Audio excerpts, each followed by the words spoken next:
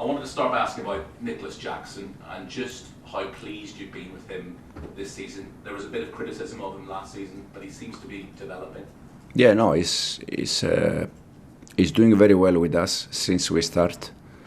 He has been open-minded in terms of we ask him and we require sometimes different things.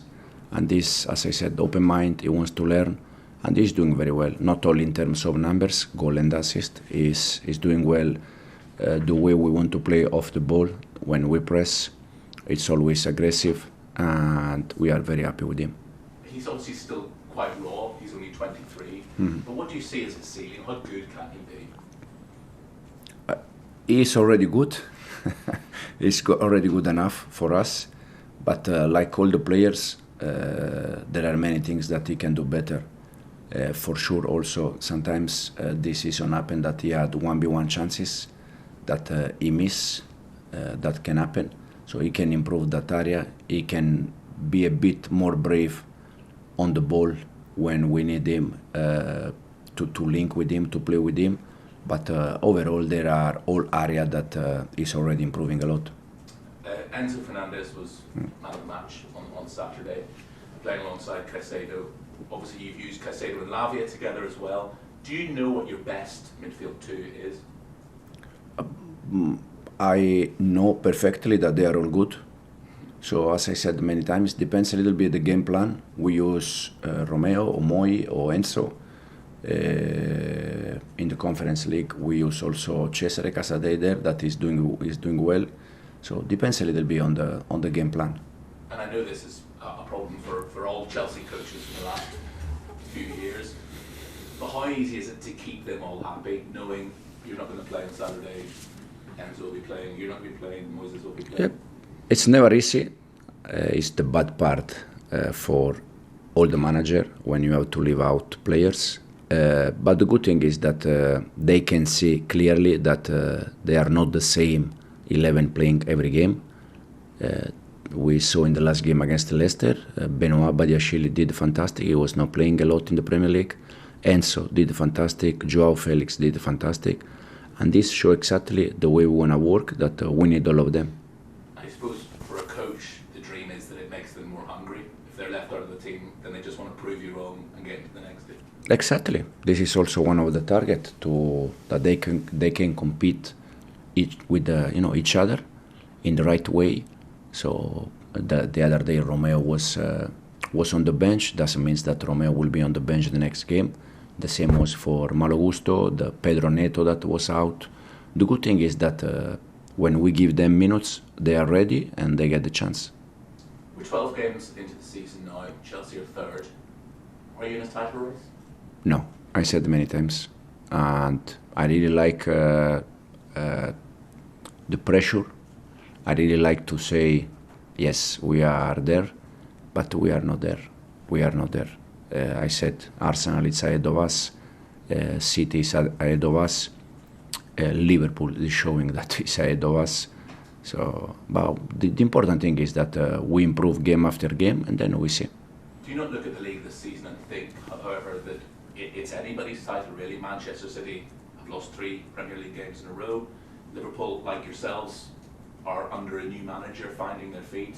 Arsenal are on the same side they were last season. It's anybody's title, really. No, yeah, the thing you have to think, as you said, that City lost 3 games in a row, but it's still second, and Arsenal is there.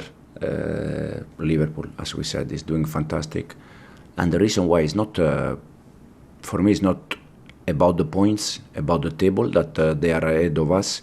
It's about the process, the program, 5 years together, 9 years together. Liverpool, it's a bit different. They didn't make so many changes from the past. This is the reason why. It's not about the points. It's not about the difference on the table. It's just the time together. Do the players feel that way as well? That maybe next season, but not this season?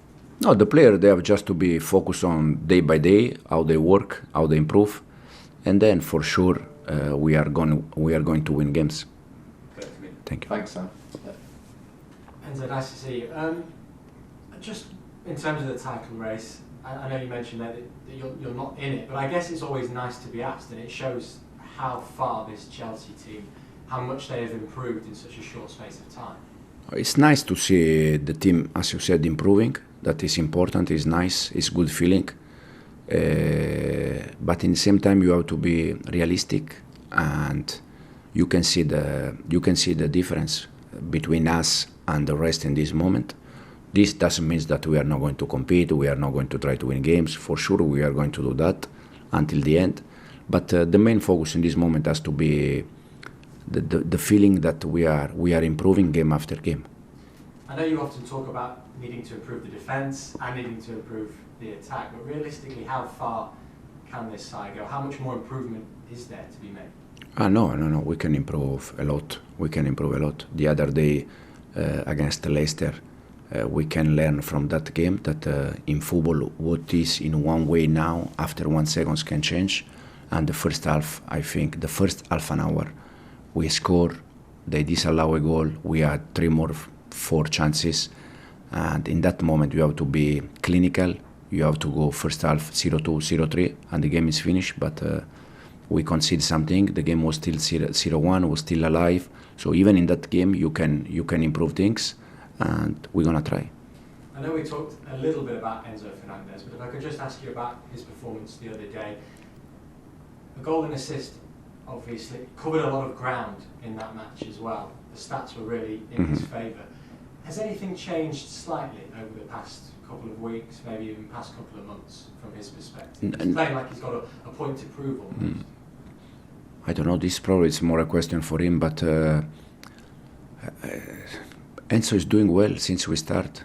The problem is that for some game I take different decision for the first 11, but that means that the one that they are out, they are doing bad. Even if they think that because they are on the bench, they are doing bad. But it's not like this. Enzo is doing well since we start. Then the game plan require different kind of players, and this is the reason why sometimes we go for Romeo and Moi.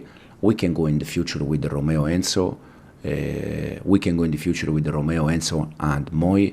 Depends a little bit of the game. Your next Premier League game is Aston Villa. What have you made of them so far this season? Top manager. They are doing fantastic. I know Unai from Seville, from Spain. I know how intense they are. And as I said, they are showing fantastic things, very good players. So it will be a tough game. You mentioned the manager there. Unai Emery had an immediate impact when he came into Aston Villa. You seem to have had an immediate impact coming in here to Chelsea. But that's not always the case with managers coming into new clubs. What is the, don't want to use the term secret, what is the secret to coming in and having an immediate impact on a club, do you think? In my case, it's just to focus on the side pitch. I said many times that this is the one that I can control. Then all the noises around the club is not in my hands. I cannot control that. In Unai Emery, I don't know. But I can say I know people from Seville very well, that they work with him. And he's a huge worker in terms of spend times, hours, working. Work ethic, you say work ethic. And at the end, when you spend hours working, you get something. Just finally, Enzo, I know that balancing European football and domestic football is probably one of the most difficult things to deal with for a manager. Do you think one of the best decisions that you've made this season is almost separating the two squads, allowing focus to be on European football, but then also giving yourself a chance to focus? But we don't separate the squad. We use different players, but the squad is only one. I said, because this question, they already asked me if we have two squads. No, the squad is only one. Then I take different decision for every game, and sometimes we change 11 players from one competition to the other one. It's also a way to protect the players. Until now, is working quite well, and hopefully it can work until the end.